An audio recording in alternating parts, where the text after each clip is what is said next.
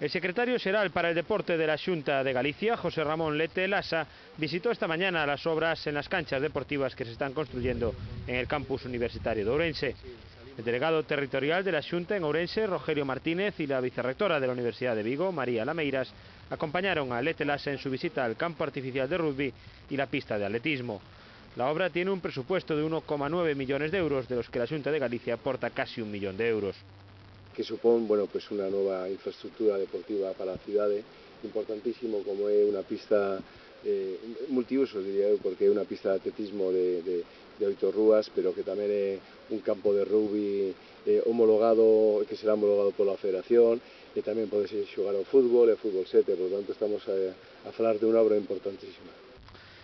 2 paradas más tuvo Lete Lasa en su agenda para comprobar la evolución de las obras de mejora en la piscina y los vestuarios de Veiga de Abaixo, en Pereiro de Aguiar, y el campo de fútbol de San Bartolomé, en Leiro.